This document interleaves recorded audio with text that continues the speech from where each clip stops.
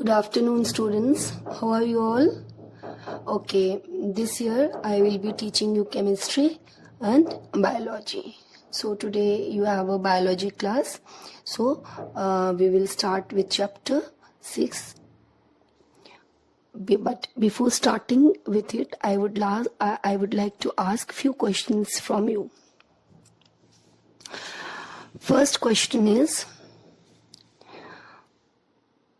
I will ask from a particular child. That child will give the answer in WhatsApp and rest of the students will write the answer in their copies.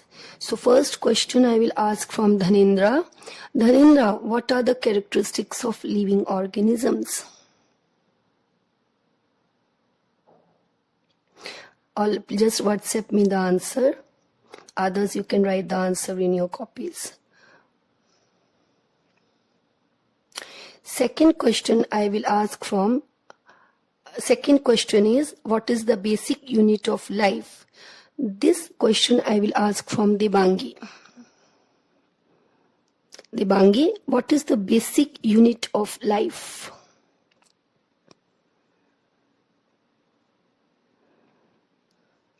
Next question, are all living organisms made up of cells? This question I will ask from Sunamika.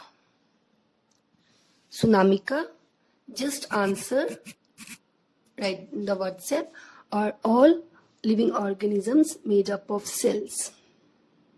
Others, please write in your copies.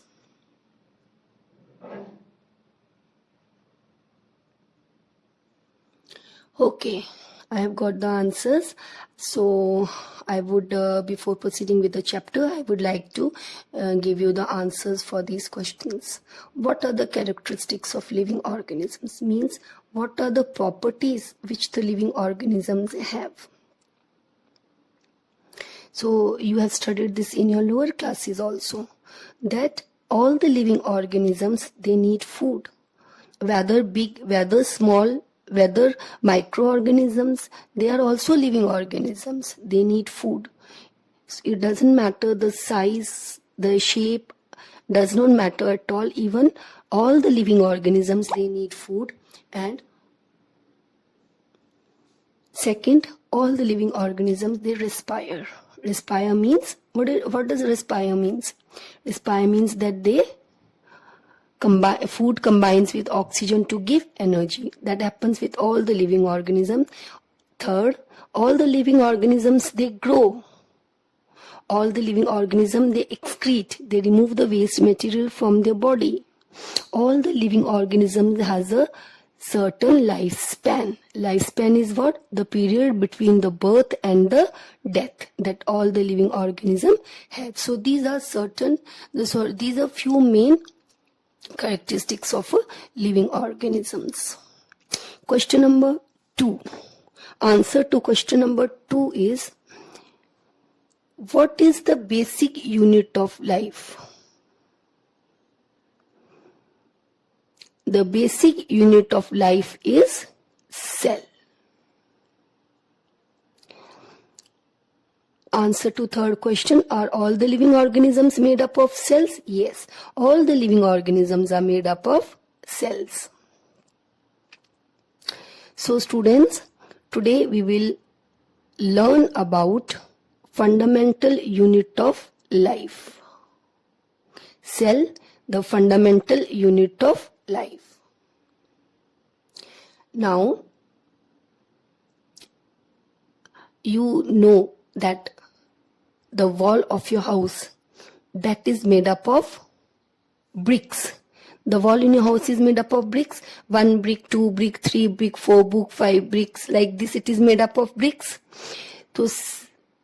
And one wall, then these bricks make a house, a building. So this whole building, that is made up of, what is the smallest thing which is present in this building? That is 1 brick. Then 2 brick, 3 brick, so many bricks together make the building. So what is the basic structure in this building, or in the building, or in your house? That is the brick. So Students, same way, even in the living organisms also, how big the living organism is, like elephant, rat, or a microorganism, what is the basic unit, what is the smallest unit, living unit? That is cell. Cells are very, very small. We cannot see the cells with our naked eye. They are microscopic. We need a very, very powerful microscope to view cells. So we use compound microscope, that is the powerful microscope, and we can view the cells under the microscope. So the whole body, even you cannot imagine, I feel, the elephant body that contains large number of cells. Nothing. If you will see skin, or if you will see any organ or any tissue under the microscope, you will find that it contains cells. So like whole building that is made up of bricks, the basic unit is bricks. So same way in the living organism, the basic fundamental unit is the cell. I hope you have understood this thing. If you have any doubt, you can just clear the doubt from me in the evening. Now children, please refer activity 5.1.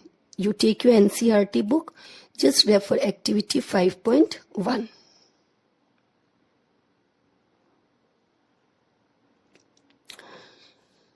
Now here you take, this is the activity.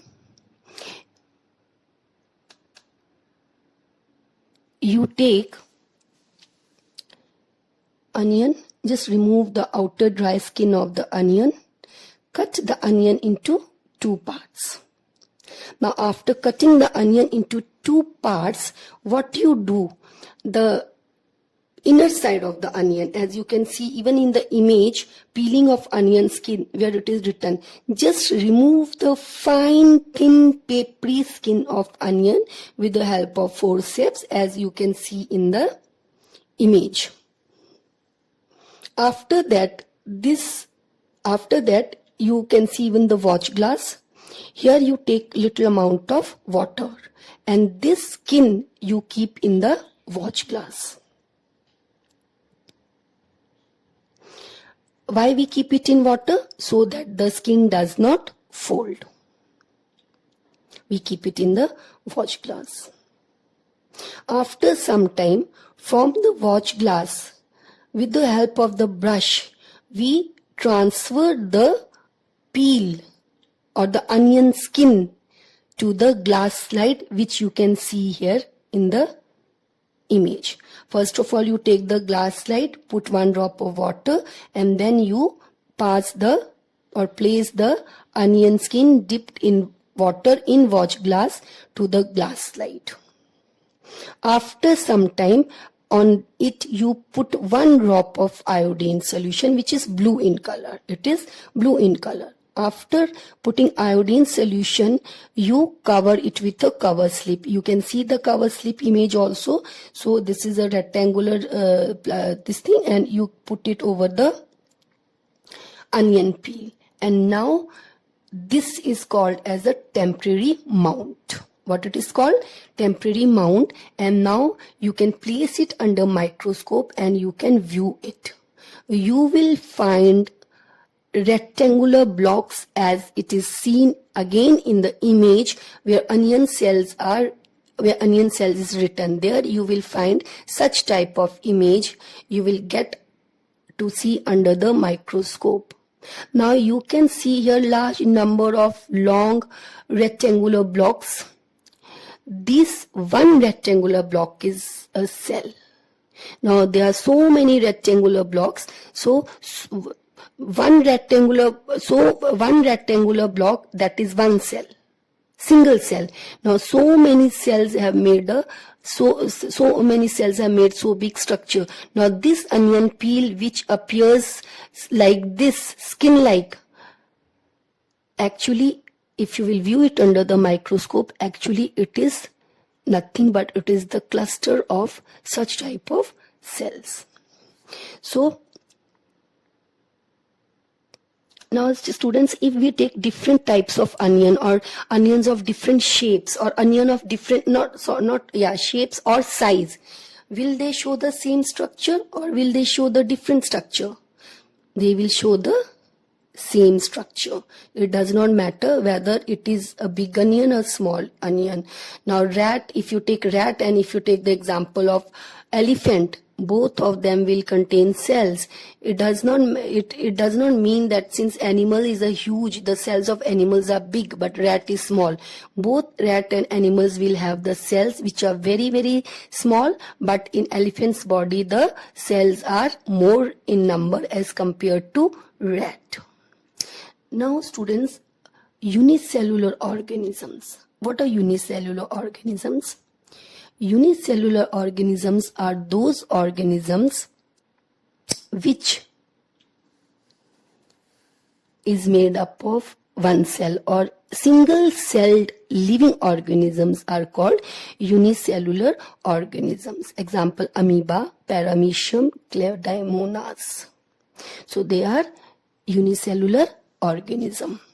Now, students,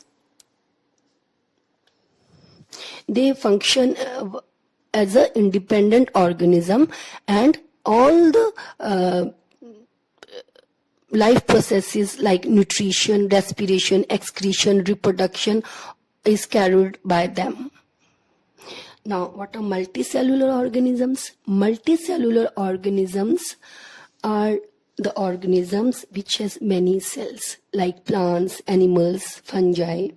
And these multicellular organisms has actually arrived from the single cell by division of the single cell. Now, activity 5.2. Please see activity 5.2. Now, here what has happened, I have told you how to prepare a temporary mount. Now, if you will prepare a temporary mount of root, leaf or stem, suppose you prepare a temporary mount of leaf, root or stem and view it under the microscope, will you see same type of cells or the cells similar in shape and size in all the three temporary mount of root, stem or leaves?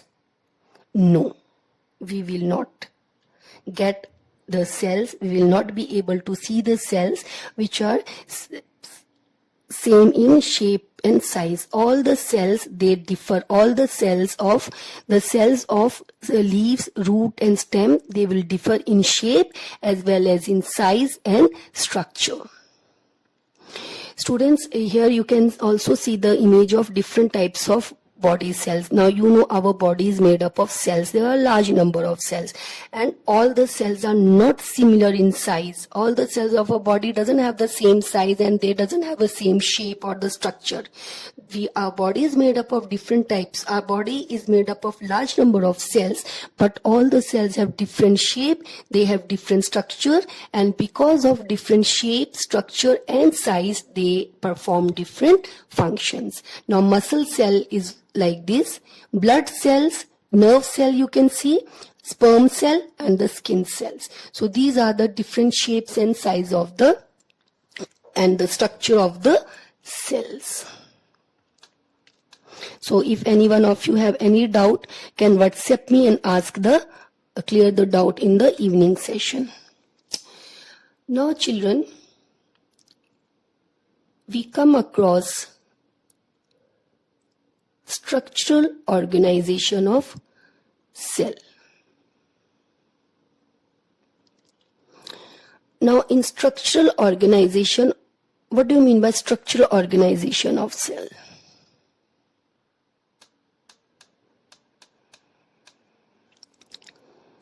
You will see cell, when you will see cell under microscope, you will find three things which are present in all the cells. And the cell, inside the cell, large number of structures are present, and those structures are called as cell organelles. What are they called? Cell organelles. Now, students, like in our body, the different parts of our body perform different work. Heart circulates the blood, stomach helps in digestion, eyes see. So our in our body the work is divided among the organs. So there is division of labor. In the same way, cell, inside the cell there are few structures which are called as cell organelles, and in these structures also the work is divided. Each structure has got a particular work or a particular function, and they all do their function. That is why cell is living. Cell is what? Cell is living. Why? Because of the functions, different functions performed by these different organelles. Now, in structural organization of cell, if you will view cell under the microscope, you will find especially these three structures, that is plasma membrane, cytoplasm and nucleus. And these three basic structures are found in all the cells. These three things are found. Some cells may have some extra organelles, may have some additional organelles, some of them may not have. But these three things are found in all the organelles, all the cells. That is structural organization of a cell. These are the basic units. First, we will study plasma membrane. What is plasma membrane? Plasma membrane, it is the outermost covering of the cell, as you can see in the diagram. It is also called as cell membrane. Plasma membrane is also called as, another name of plasma membrane is cell membrane. Now cell membrane, what is the function of cell membrane? What it does? First of all, it is the outermost covering of the cell. So it protects the cell organelles from outside harsh environment. Another thing is that this membrane, it allows the entry and exit of the materials. Some of the material from the environment may enter through plasma membrane, and some of the substances from the cell, inside of the cell, may go out of the cell through plasma membrane. So this plasma membrane allows entry and exit of few substances, not all. There are few substances which can enter from the environment to the cell, and there are few substances which can leave the cell but through the plasma membrane. Now children, how the substances they move? It's not that anything can leave the cell or can enter the cell. How the substances move across the cell through plasma membrane, that happens by the process of diffusion. Now what is diffusion? You have studied diffusion. I will tell you once. You take one beaker or you take one vessel, you take one glass, take sugar cube, big sugar cube, keep it at the bottom below, bottom of the glass, add water. Now what you will find? After, you will find that the water which is present at the bottom, that is sweet, as compared to water which is present on the other portion of the glass. Why the water present at the bottom is sweet? Because at the bottom the sugar is more, or you can say because at the bottom the sugar is present, which is not present in other places. So we can also say the concentration or the amount of sugar at the bottom is more. So but after some time, what happens? You will find the the sugar is equally distributed and water is equally sweet everywhere. So what happens? Actually, the sugar is more. Sugar has higher concentration at the bottom as compared to other portion. So what happens? This moves, it spreads from the bottom to the other portion till it becomes same in whole of the water. So this is diffusion. Diffusion is the movement of the substances from the region of their higher concentration, like sugar at the bottom, it is at the higher concentration. So movement of the substances from the region of the higher concentration to the region of their lower concentration. because the sugar in other places was less, so the sugar from the bottom, it has spread at the lower concentration till it becomes equal. So that is called as diffusion. So diffusion is very important. Even in our body also, carbon dioxide and oxygen exist and enter in our enter the cell through the process of diffusion. Now if the cells, now in the cells of our body, respiration takes place, the food combines with oxygen to give carbon dioxide, and the carbon dioxide becomes more in the cells as compared to the carbon dioxide which is carried by the blood.